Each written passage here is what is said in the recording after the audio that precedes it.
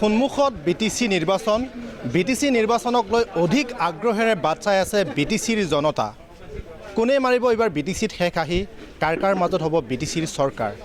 তেনে সময়তে আজি BPF-এ বিটিচিৰ 40টা পৰিষদীয় সমষ্টিৰ 22টা পৰিষদীয় সমষ্টিত ইতিমধ্যে প্ৰাৰ্থিত্বৰ তালিকা প্ৰকাশ কৰিলে।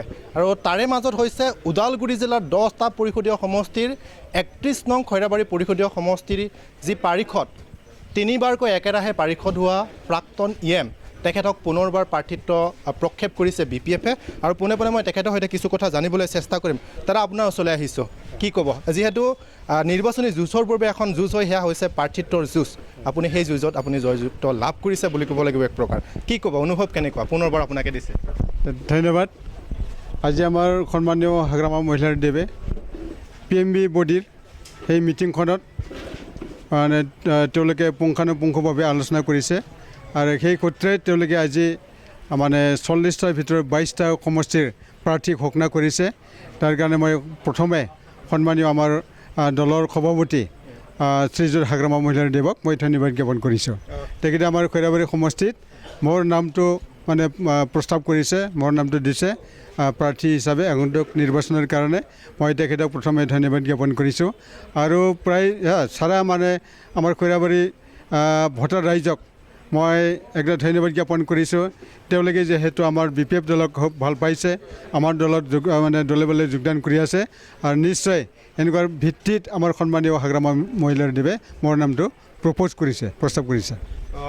যিহেতু আপুনি একেৰাহে ইয়াত তিনিবাৰকৈ পাৰিষদ হ'ল, এবাৰ আপুনি 2020 চনত ইয়াতে পৰাভূত হৈছে, পুনৰবাৰ আপোনাক ইয়াতে প্ৰাৰ্থিত্ব প্ৰক্ষেপ দিছে।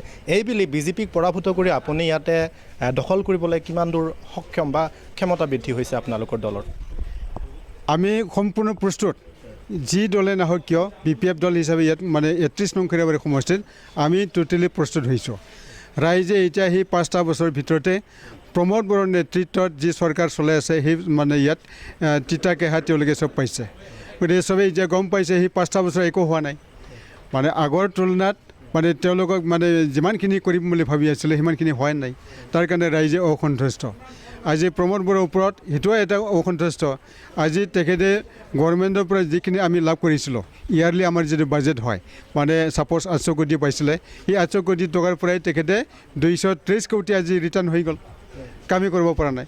য'ত নেকি এতিয়াও BTC অঞ্চলত সঁচাকৈ ৰাস্তাই কওক, দলঙেই কওক, কলেজ ইউনিভাৰ্চিটিৰ কথাই কওক, বনাব লগা বহুত আছে। তো আমাৰ পইচা কিয় মানে কেলৈ যাব, মানে কিয় ৰিটাৰ্ণ যাব? গতিকে সেইবিলাক মানে মানুহ ভাল পোৱা নাই। আৰু আজি আপোনালোকে গম পাই যে ছ'চিয়েল মিডিয়াৰ যোগেদি মানে আপোনালোকে জানিছে, সেইদিনা আমাৰ জাষ্ট এছেম্বলি হৈ গৈছে BTCৰ। ইয়াত এজন মানে আমাৰ মানে পাৰিষদে কুৱেশ্যন এটা কৰিছিল যে যোৱা 5টা বছৰত কিমানখিনি চাকৰি দিয়া হ'ল। তো নীল বুলি এতিয়া তেওঁলোকে এনচাৰ দিছে। তো সঁচাকৈ লাজৰ কথা। 5টা বছৰত এজনে যে মানে নিয়োগ কৰিব পৰা নাই, এপইণ্টমেণ্ট দিব পৰা নাই, সেইটো কিমানখিনি দুখৰ কথা হ'ব। গতিকে এই অঞ্চলত কিমানখিনি হাজাৰ হাজাৰ মানুহ BA পাছ MA পাছ ওলাইছে, BEd ওলাইছে, আজি তেওঁলোকক এজনকো চাকৰি দিব পৰা নাই। সেইটোৱে মানে চবচে দুৰ্ভাগ্যজনক মানে কথা। গতিকে সঁচাকৈ আগন্তুক দিনত সন্মানীয় হাগ্ৰামা মহিলাৰ দেৱৰ নেতৃত্বত আমাৰ পুনৰবাৰ চৰকাৰ হ'ব। আৰু সেনেকুৱা নিবনুৱাসকলক যিসকলে মেধাৱী মানে তেওঁলোকে চাকৰি পাব, সেইটো খাটাং। এইবাৰ আপুনি যিহেতু পুনৰবাৰ আপোনাক প্ৰাৰ্থিত্ব দিছে, এইবাৰ কি নতুন এজেণ্ডা লৈ আপুনি আগবাঢ়িব? এইবাৰ আমাৰতো চেণ্ট্ৰেলিভাৱে 5টা আমি গ্ৰাণ্টেড দিছোঁ। আমাৰ সন্মানীয় হাগ্ৰামা মহিলাৰ দেৱে এতিয়া ইস্তাহাৰ প্ৰকাশ কৰিব কেইদিনমানৰ পিছত। তেখেতে 5টা মানে কথা দিছে, ৰাইজক গেৰাণ্টি দিছে। 1 নম্বৰ কথাটো হৈছে মাটিৰ পাট্টা মানে বহুতে হোৱাই নাই মাটিৰ পাট্টা। গতিকে আমি মাটিৰ পাট্টা 1 নম্বৰত আমি দিম। ছেকেণ্ড আমাৰ কথা হৈছে নিবনুৱা যিমানখিনি যুৱক যুৱতীসকল আছে, আজি বেকাৰ হৈ আছে, তেওঁলোকে চাকৰি বাকৰি পোৱা নাই, তেওঁলোকেও মানে ভৱিষ্যত নিজৰ জীৱনটো গঢ় দিব লাগিব। তাৰ কাৰণে আমাৰ আগন্তুক সময়ছোৱাত 100 কোটি টকা তেওঁলোকৰ কাৰণে আমি ধাৰ্য কৰিছোঁ। তো ইয়াক আমাৰ ইস্তাহাৰত আমি সেইটো প্ৰকাশ কৰিম। গতিকে সেই 100 কোটি টকাৰে আমি প্ৰতি বছৰে যিহেতু মানে সেইটো লোৱা হ'ব। গতিকে সঁচাকৈ এটা সমষ্টিত 200 মানে 2,50,00,000 টকা আহি পাব। আমাৰ এই অঞ্চলত যিমানখিনি বেকাৰ আছে আমি এইটো 5টা বছৰত টোটেলি একমডেশ্যন কৰিব পাৰিব, সেইটো আমি আশা ৰাখিছোঁ। আৰু ভাল ছাত্ৰ ছাত্ৰীবিলাকেতো ইণ্টাৰভিউ দি পেলাই তেওঁলোকে চাকৰি বাকৰি পাব, কোনো কথাই নাই। যিহেতু এতিয়া বৰ্তমান অৱস্থাত ইয়াত BJP দলৰ পৰা পাৰিষদ হিচাপে ইয়াত প্ৰতিনিধিত্ব কৰি আছে তেখেতসকল ইতিমধ্যে 4 বছৰ প্ৰায় 5 বছৰ ইতিমধ্যে কাৰ্যকাল তেখেতসকলৰ গ'ল। তেখেতসকলৰ কাম কাজক লৈ কিমান সন্তুষ্ট আপোনালোকে বা কি ক'ব? এতিয়াতো ৰাইজে একদম অসন্তুষ্ট হৈ আছে, ৰাইজে কথা কৈ আছে আগৰ তুলনাত মানে একোৱেই কাম হোৱা নাই। হাগ্ৰামা মহিলাদেৱৰ নেতৃত্বত মই যিহেতু এইটো মানে প্ৰতিনিধিত্ব কৰি আছিলোঁ, সেইখিনি সময়ত যিমানখিনি কাম হৈছিলে এতিয়া হোৱা নাই। আজি জব কাৰ্ড হোল্ডাৰবিলাকে ইয়াত পইচা সোমোৱা নাই তেওঁলোকৰ তাত, আজি ইয়াৰ কাৰণে তেওঁলোকে বহুতখিনি দুখ পাইছে। তো আজি সঁচাকৈ মানে কাম আমি সন্ধান কৰি আমি দিব লাগিছিলে। এতিয়া BTCৰ মানুহে কাম নাপায়, আজি গুৱাহাটীৰ ঠিকাদাৰী কাম পায়, আজি মংগলদৈৰ মানুহে মানে ইয়াত ঠিকা পায়, আজি অন্যান্য বেলেগ মানে জেগাৰ মানুহটো ঠিকা পায়, আজি কেলকাতাৰ পৰা দিল্লীৰ পৰাহে তেওঁলোকে এতিয়া ঠিকা কৰিব আহিছে। ইয়াৰ মানুহ ঠিকাই নাপায়। আজি বেকাৰ, ইয়াৰ কাৰণে বেকাৰ সমস্যাটো বেছিৰ পৰা বেছি মানে হৈ গৈ আছে। তো ইয়াৰ কাৰণে আজি ৰাইজে একদম সঁচাকৈ অসন্তুষ্ট। আৰু যিমানখিনি আমি আশা কৰিছিলোঁ ৰাস্তা বনাব লগা আছে, ৰাস্তা বনোৱা নাই, ব্ৰিজ বনাব লগা আছে, ব্ৰিজ বনোৱা নাই, ইয়াৰ কাৰণে ৰাইজে অসন্তুষ্ট। আৰু এটা আমি শেষৰ পিনে গৈছোঁ, অহা 8 আগষ্ট তাৰিখে এই সমষ্টিত, আপোনাৰ সমষ্টিত BJP দলৰ এখন সভাত মুখ্যমন্ত্ৰী ডক্টৰ হিমন্ত বিশ্ব শৰ্মা আহিব।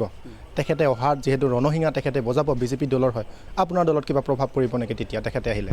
নাই, যিকোনো পাৰ্টি, অকল BJP নহয়, অন্যান্য দলে সেইটো কৰিব, অন্যান্য দলে কৰিব। কিন্তু তেওঁলোকে গ্ৰাছৰুট লেভেলত যাওক। গ্ৰাছৰুট লেভেলে এতিয়া কি ভাবি আছে, মানে ৰাইজে কি ভাবি আছে সেইটো প্ৰথমে কিবা কৰক। আৰু ৰাইজে কিবাত আমি ভোকাই আছে, আজি একো কামেই হোৱা নাই, টকা পইচা হাতত নাই। ইয়াৰ কাৰণে মই কৈ আছোঁ, আজি সঁচাকৈ আমাৰ সেই অঞ্চলত কিছু আজি চুৰৰ ঘটনা হৈছে, ডকাইতৰ ঘটনা হৈছে, এইখিনি কথা মই আগৰবাৰতো উল্লেখ কৰিছোঁ। গতিকে আমি মানে সমাজখন কোন পথত গতি কৰি আছে, বেয়া পথত গতি কৰি আছে। আৰু বেয়া পথত কেতিয়া গতি হয়, যেতিয়া মানুহৰ হাতত পইচা নাথাকে, মানুহে কামৰ কোনো সন্ধান নাপাব, তেতিয়া বেয়া ফালে গতি কৰে। ইয়াৰ কাৰণে এইটো আমি ৰোধ কৰিব লাগিব। চৰকাৰ এখন আছে, এতিয়া সেই চৰকাৰখনে ইয়াৰ মানে কিছু মেজাৰমেণ্ট ল'ব লাগিব। তো সেইবিলাক আমি দেখা নাই এতিয়া।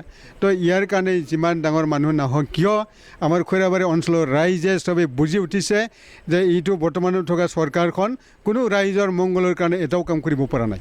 শেষত এটা কুৱেশ্যন, বাৰে বাৰে সুধি থকা কুৱেশ্যন, কিমান আশাবাদী আপুনি এইবাৰ? 100% মানে আশাবাদী। কাৰণ কিয়, BPF দল হিচাপে এতিয়া ইয়াত 8,000 ফেমিলি BPF ছাপৰ্টাৰ আছে। 8,000 ফেমিলি, আমাৰ 60,224 জন ব্যক্তিহে আছে, ভোটাৰহে আছে। ইয়াৰে যদি RC শতাংশ যদি হয়, RC শতাংশ হ'লে 48,500 হ'ব। সেই 48,500ৰ পৰা যদি 8,000 ফেমিলিয়ে 3টাকৈ যদি ভোট দিয়ে, 24,000 25,000 ভোট হৈ যায়। গতিকে ইয়াত আমি অট'মেটিকলি ইয়াত জিকি যাব, কোনো কথাই নাই। ধন্যবাদ। এয়া আছিলে আচলতে ওদালগুৰি জিলাৰ 31 নং খৈৰাবাৰী পৰিষদীয় সমষ্টিৰ যি প্ৰাক্তন পাৰিষদ, বৰ্তমান আজি কিছু সময়ৰ পূৰ্বে ঘোষিত হোৱা আজি প্ৰাৰ্থীৰ তালিকাত নাম থকা প্ৰাক্তন EM লুমশ্ৰাও দৈমাৰীৰ প্ৰতিক্ৰিয়া।